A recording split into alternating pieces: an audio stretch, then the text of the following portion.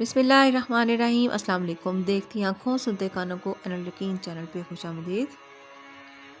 میں اپنی بیٹی کو قبرستان لے کر جا رہا تھا۔ بچی نے میری انگلی پکڑ رکھی تھی۔ وہ باپ کے لمس کی وجہ سے خوش تھی، مگر اسے کیا پتا تھا کہ باپ اس کے لیے قبر کی جگہ منتخب کرنے لگا ہے۔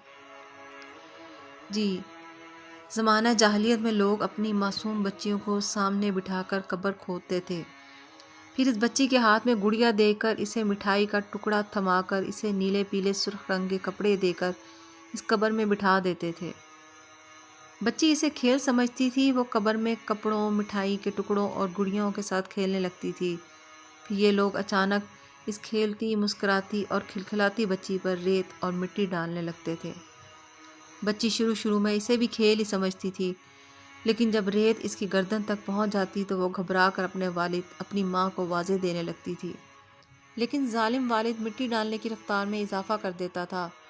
یہ لوگ اس کبھی عمل کے بعد واپس جاتے تھے تو ان معصوم بچیوں کی سسکیاں گھروں کے دروازوں تک ان کا پیچھا کرتی تھیں، لیکن ان ظالموں کے دلوں پر تالے تھے، ان کے دل نرم نہیں ہوتے تھے۔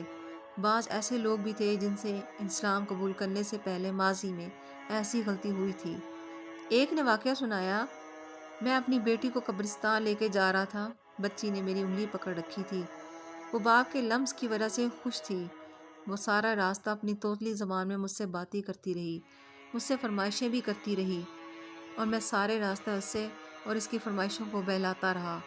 میں اسے لے کر قبرستان پہنچا۔ میں نے اس کے لیے قبر کی جگہ منتخب کی۔ میں نیچے زمین پر بیٹھا اور اپنے ہاتھوں سے ریت اٹھانے لگا۔ میری بیٹی نے مجھے کام کرتے دیکھا تو وہ بھی اپنے کام میں لگ گئی۔ وہ بھی اپنے ننھے ہاتھوں سے مٹی کھودنے لگی۔ ہم دونوں باپ بیٹی ریت کھودتے رہے۔ میں نے اس دن صاف کپڑے پہن رکھے تھے۔ ریت کھودنے کے دوران میرے کپڑوں پہ مٹی لگ گئی۔ میری بیٹی نے کپڑوں پر مٹی دیکھی تو اس نے اپنے ہاتھ جھاڑے اور اپنے ہاتھ اپنی قمیض کے ساتھ پہنچے اور میری قمیض سے ریت گاڑنے لگی۔ قبر تیار ہوئی تو میں نے اسے قبر میں بٹھایا اور اس پر مٹی ڈالنا شروع کر دی۔ وہ بھی اپنے ننھے ہاتھوں سے اپنے اوپر مٹی ڈالنے لگی۔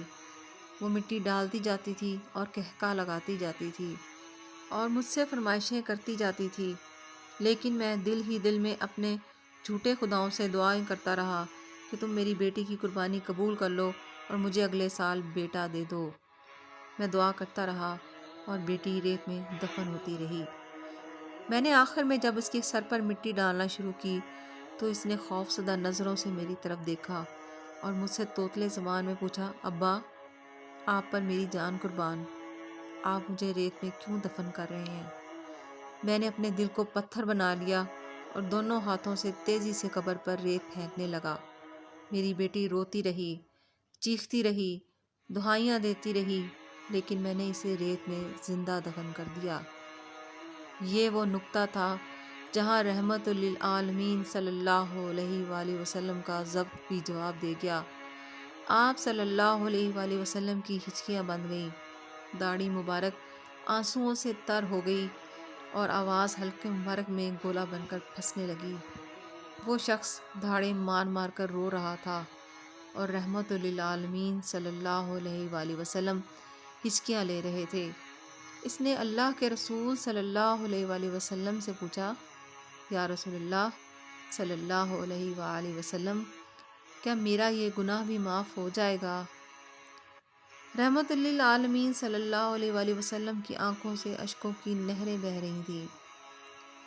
ہمارے معاشرے میں آج بھی بہت سے لوگ اس نقطے پر غور دیتے ہیں کہ ہمیں بیٹا ہی چاہیے۔ ان سے اپیل کرتی ہوں کہ خدا را ایسی گندی سوچ کو ختم کریں۔